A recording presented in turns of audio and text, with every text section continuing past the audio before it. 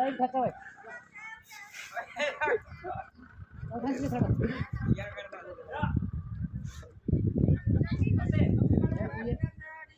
हाँ खींच दो थोड़ा सा झटका मार दे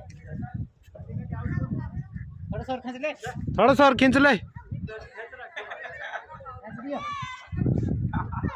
और ढीला कर दिया जिससे पास खींच थोड़ा सा थोड़ा खींच ढीला हो गया फिर कर दिया ढीला पास सही खींच मारो सर